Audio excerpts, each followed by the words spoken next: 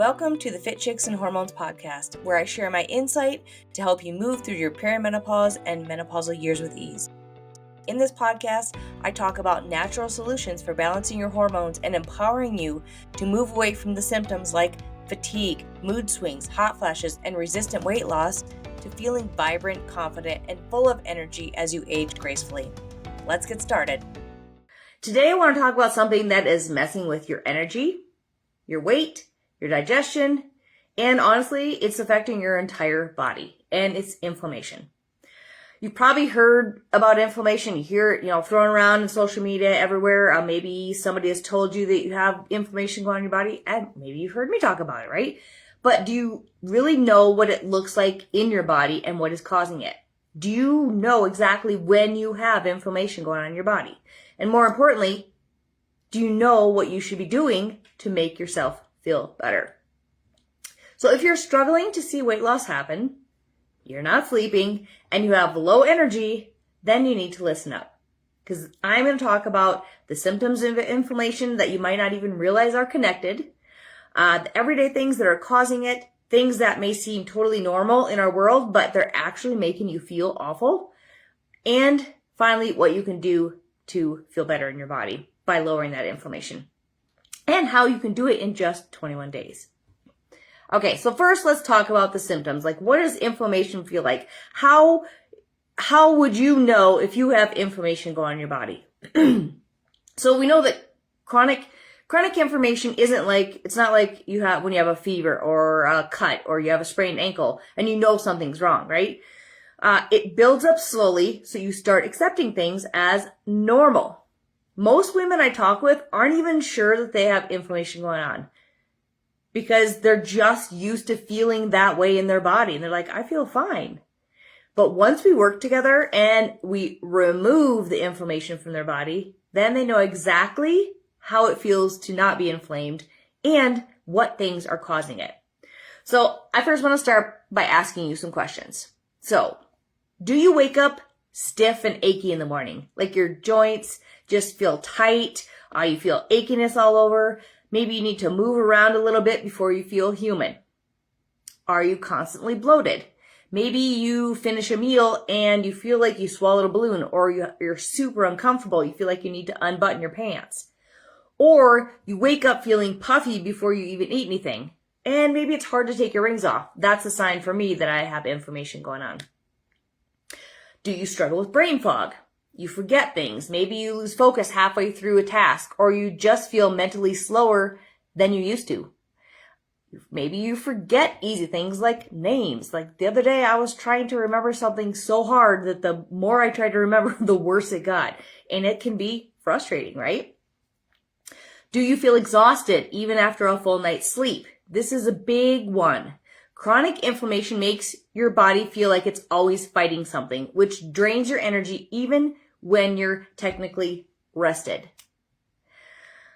Are you gaining weight, especially around your belly? Inflammation makes it harder for your body to regulate hormones like insulin and cortisol, which means more fat storage, especially in your midsection. Do you have skin issues? Maybe you have acne or rashes or redness. Your skin is like a mirror to your internal health, and inflammation loves to show up on your body, on your face especially. I know if I have inflammation going on, if I've used a certain product that's going to cause inflammation in my body, my head will itch. I will get sores on my head. My eyes will burn. Like, I know these things. I get acne breakouts along my jawline. So I know when I have inflammation going on, right?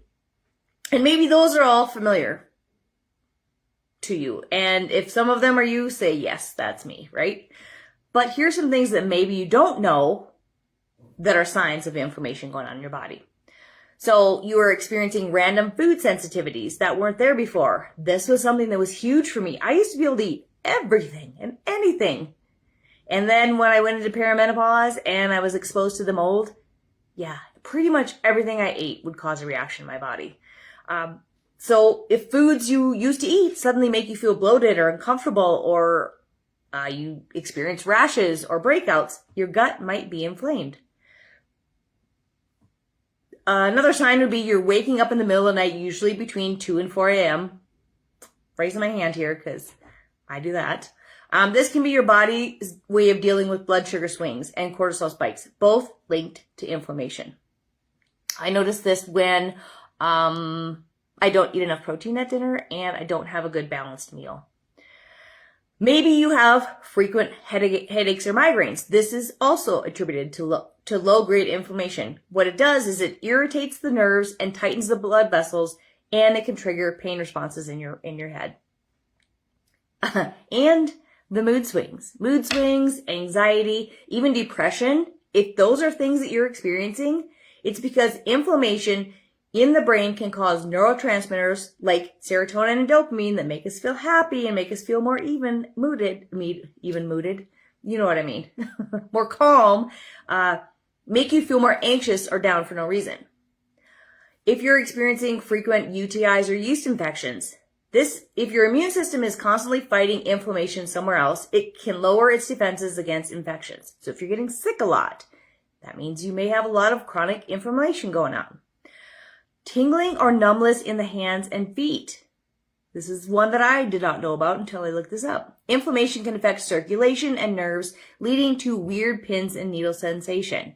So these are all some maybe not so normal symptoms that mean your body is constantly inflamed.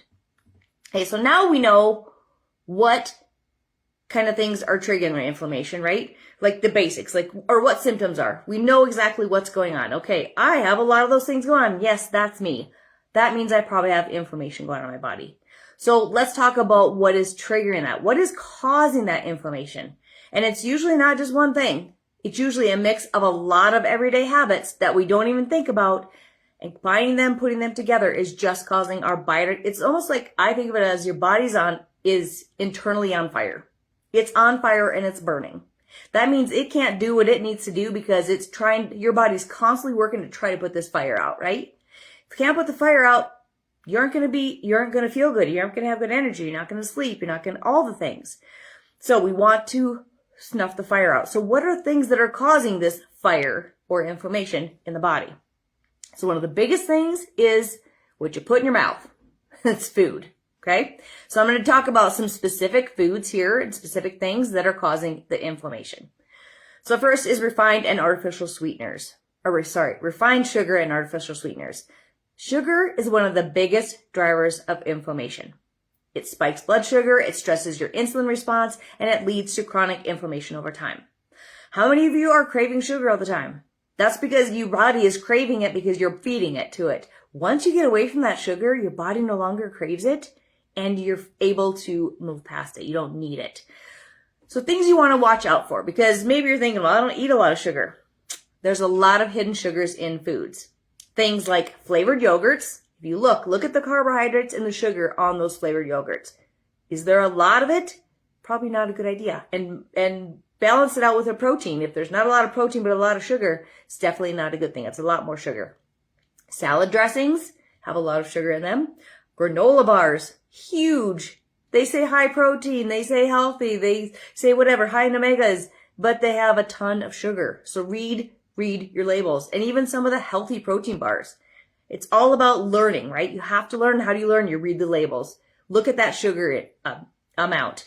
I think that a good amount, this is me, about 8 to 10 grams per serving, and that's even high, okay? You don't want to do much more than that in a food. If you do, then it's probably not something you should be consuming. Artificial sweeteners like aspartame and sucralose are found in diet sodas and sugar-free snacks. If you look at anything that says sugar-free and you're like, oh, this is sugar-free, great. Read the label. Read the labels, read the labels. If it has aspartame, sucralose, there's other artificial sweeteners in there. If it has more than 5 to 6 ingredients, you don't need it, okay? But read the labels. If you have a lot of these artificial sweeteners, it can disrupt your gut bacteria and it makes your inflammation even worse. Another thing I want to talk about is industrial seed oils, the healthy oils that really aren't healthy, okay? Oils like soybean oil, corn oil, canola, sunflower, they're everywhere. And these are the types of oils that most restaurants are cooking with. So if you notice that you feel fine when you're at home, but you go out to eat and you get bloated or headaches, It's because of the oils that they're using. This is something that I realize all the time. I have to take an enzyme before I eat out because I will notice when I eat. Because I don't, even if it's a healthy food, I don't know what they cook that in, right? So the seed oils, unhealthy seed oils, they're even in healthy salad dressing. So again, read your labels. Okay? Read your labels. Look for those seed oils. Soybean, corn, canola, sunflower. If they're in there, do not eat it. These oils are high in omega-6 fatty acids, which make more inflammation in your body because they balance out the omega-3s. And this is why I have my clients take omega-3s, because we want to balance it out. Otherwise, they got a ton of omega-6s, which cause inflammation, and then no omega-3s. When we balance them out, that can help your body to drop the inflammation.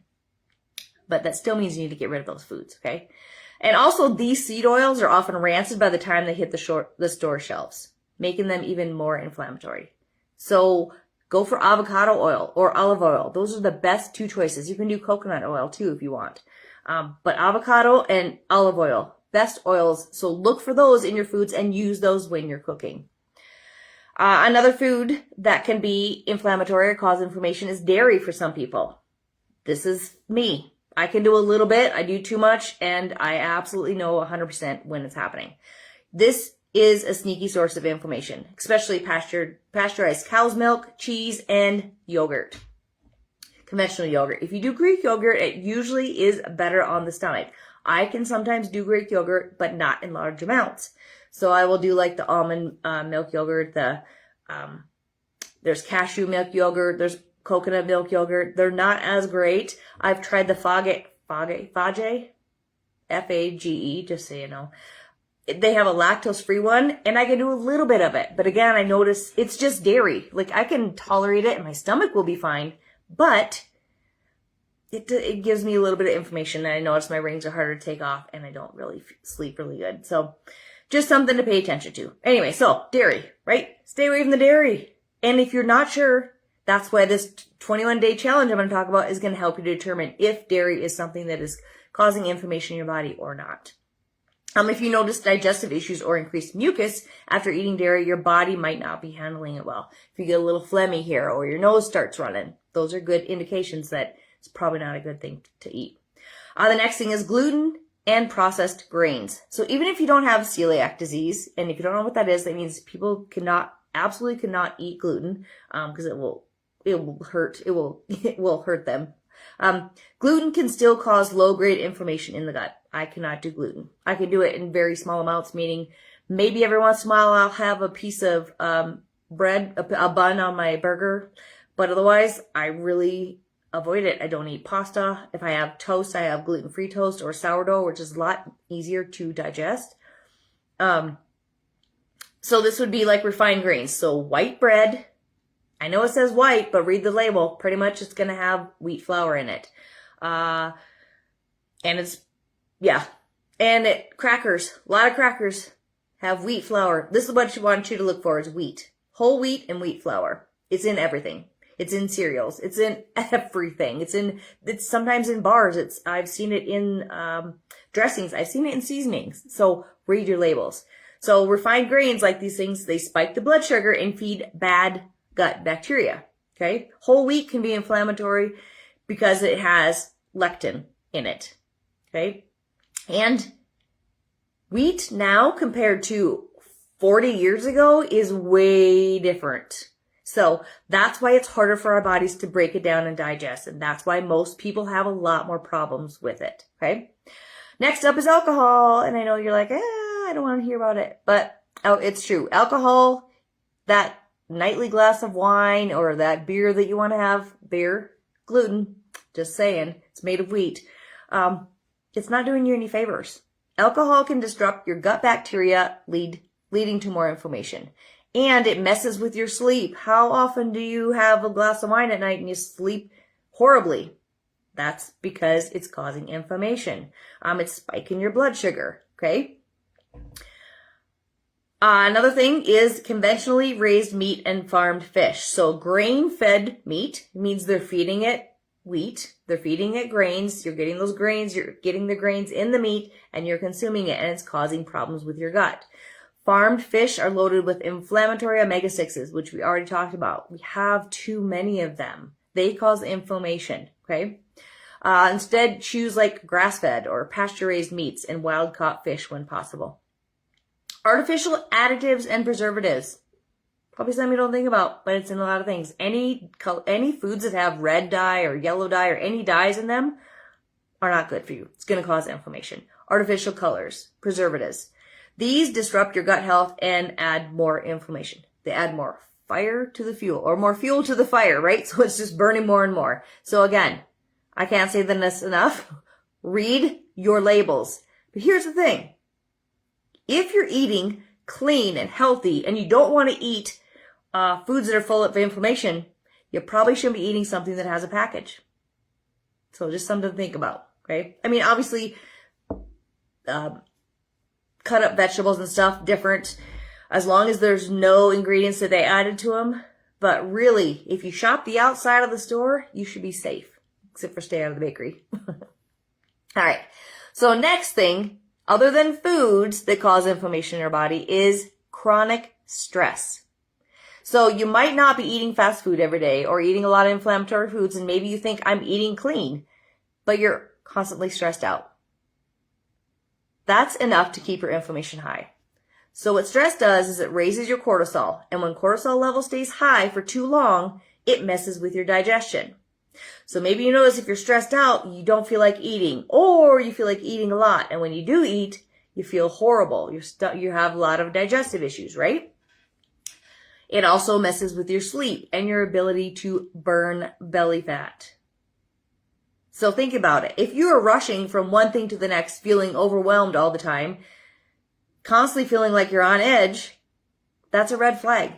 Your body cannot do what it needs to do. It cannot function properly. So you need to focus on managing your stress. Another thing is poor sleep.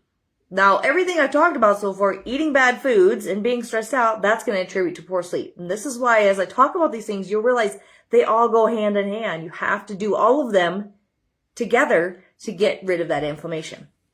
So poor sleep. If you're not sleeping well, your body doesn't have time to repair and lower the inflammation during the night when you sleep, like it should be. It's like never giving your phone a full charge. It's just running on low battery all the time. So that's your body. So when it's running on low battery, it's not going to work as well, right? Do you wake up feeling groggy? Do you need caffeine to function? Do you struggle to stay asleep? That is inflammation keeping your nervous system in overdrive because of bad food choices, chronic stress, and then it's affecting your sleep. And then toxins. Toxins in your environment can also attribute to inflammation. And I just did a podcast on this, and there's also a downloadable PDF in that. So if you want to go back to the podcast, I don't know if it's the one before this or two before this, go back to the toxins one, listen to that. It'll go more into this, but I'm just going to quickly overview this. But also there's something you can download and check out as well. So it's not just food. It's not just in food. The chemicals in your environment also make inflammation a huge issue. These toxins sneak into your body daily, making it harder for you to reduce inflammation, making it harder for you to lose weight, making it harder for you to sleep, all the things.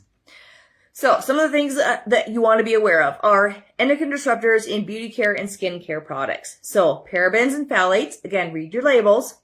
This is in that guide that I shared, found in lotions, makeup, shampoos. These chemicals mimic estrogen and can throw your hormones off balance. Fragrance and synthetic perfumes. So fragrance on a label can contain hundreds of chemicals that trigger inflammation and mess with your hormones. Stay away from the smelly stuff. Just go with the natural smell, okay? Aluminum in deodorants.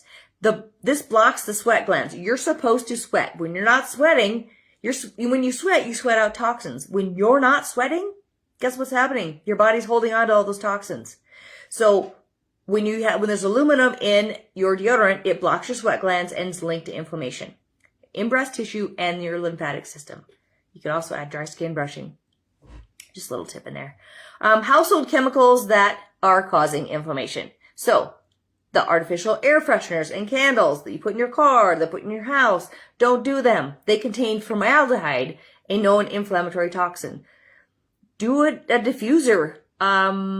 Get natural air fresheners. There are plenty of them. I have a little air purifier that sits on the floor behind me, and it has a little pad that I can do to make it smell good in here, and I use essential oils, okay? So I don't need an air freshener. Non-stick cookware. Yeah, it's wonderful to clean, but do you know that it's just causing, it has heavy metals, heavy metals in it that is being released into your food every time you cook your food in that pan, and then you're eating it. Okay, we already have a problem with heavy metals in our body. Tap water. Don't be drinking out of the tap. Make sure you have a filter. So heavy metals, chlorine, and fluoride in tap water can stress your liver and contribute to more inflammation. And then plastics and food packaging. BPA and other plasticizers found in water bottles, food containers, receipts. Did you know that those receipts that you take and grab onto are full of BPAs? Don't touch them. Throw them away if you don't want them. Put them somewhere. Don't touch them. They have chemicals on them. They can mimic the estrogen, which fuels inflammation. We already have crazy inflammation flowing through our body, which is causing a lot of hormone imbalances. We don't need to add extra, right? Canned foods. Stay away from those as much as possible. Did you know that they're lined with BPA? They're lined with plastic. That can leach into the food. And I just was listening to something on Instagram and said that when they make, like let's say they make soup, they put it into those cans hot. So the hot soup goes into the hot can that has plastic. That plastic is leaching into your food. You're opening it thinking it's good, and it's not. It's causing inflammation. Just something to think about. Again, go back to that podcast and learn more about all the toxins. And then there's a clean product list that you can check out there too as well. Not moving enough. Being sedentary can cause inflammation. So when you sit for long periods of time, what it does is it slows down your circulation. That makes your inflammation markers higher. I mean, you don't need to go run a marathon, but you need to walk. I mean, walking every single day, that's something I talk with my clients. That's something I promote all the time. That's something I do. Walk every single day. Get your body moving. Stimulate your lymph system to help your body detox. Okay, so now we've learned symptoms that you may have if you have inflammation going on. What things are causing that inflammation? Now, when clients come into my coaching program, our goal with them is to first get rid of inflammation, because 9.9% of them have a lot of chronic inflammation going on from all these things we talked about, right? When we do that, they feel so much better in their body, and they finally start to see results. If they have not been making progress, they can't lose weight, they're not sleeping, they don't have energy, they just feel awful in their body.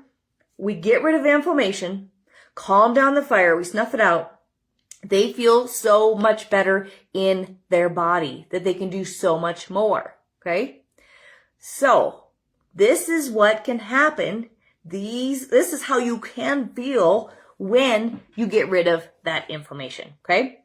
So first off, you're going to restore hormone balance, and that is key. That is key. If you want to lose weight, you have to balance your hormones.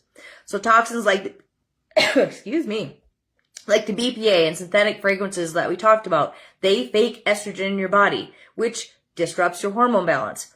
When you remove them, your estrogen, your progesterone, and your cortisol levels stabilize, leading to fewer mood swings, reduced PMS symptoms, and better energy.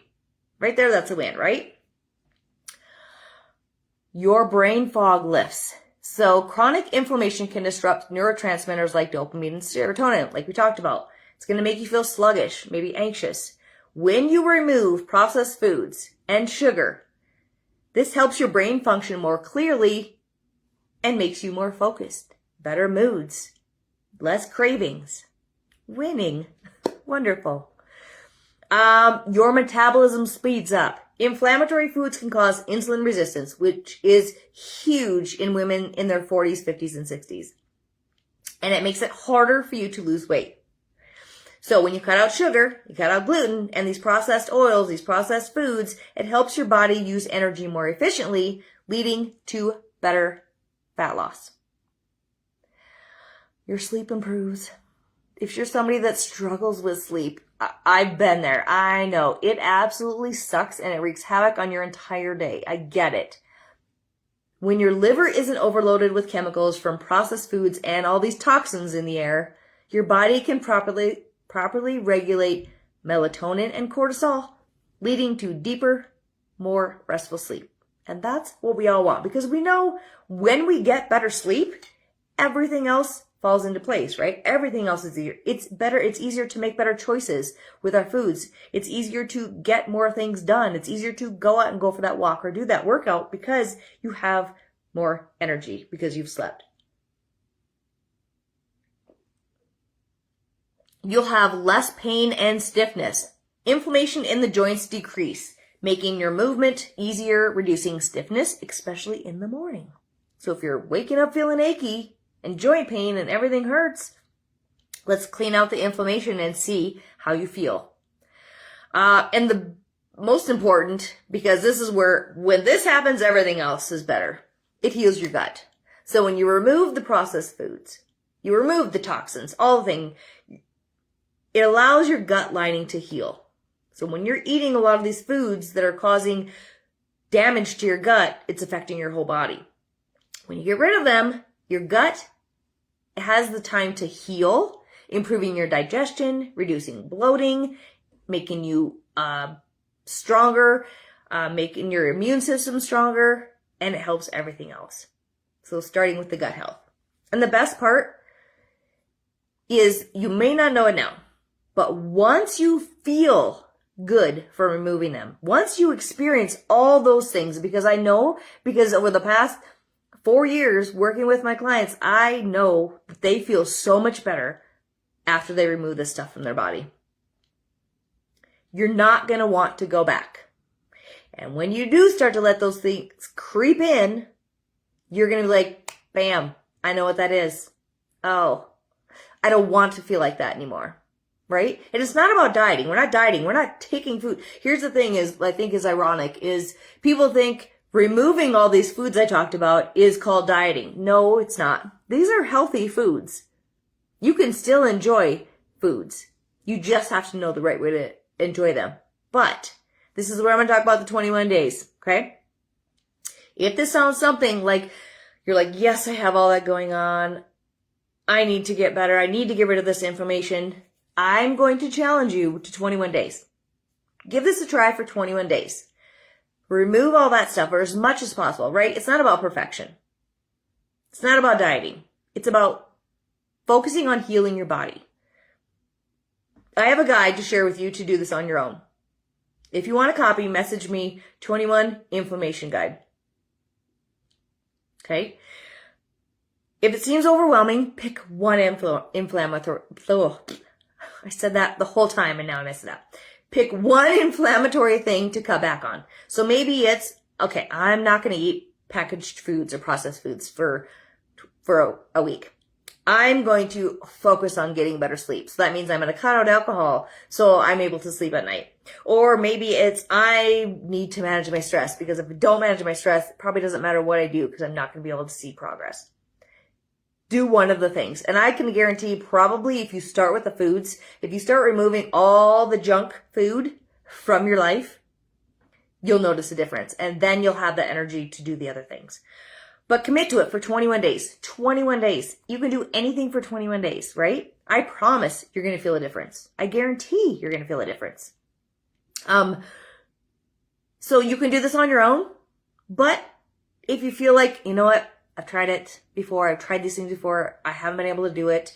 I do have a few spots left in my coaching program this month. So if you want some extra accountability, feel free to fill out the application that's in the show notes, or set up a free strategy call with me and we can talk about a plan that works for you so that you can feel amazing in your body once again. Thanks for joining me, and if you would do me a favor, please share this with your friends. I would really appreciate it. Have the most wonderful day. Goodbye. I hope this episode today resonated with you, and if it did, I would love for you to share it on your stories and tag me on Instagram or Facebook. A review would be appreciated too. Your reviews and shares not only help us to grow, but they give other women who are struggling through their menopausal years hope that they don't have to continue living the way that they do. Your questions and experiences are also so helpful in giving me subjects to talk about. So feel free to reach out to me anytime on Facebook or Instagram with anything. I would love to help.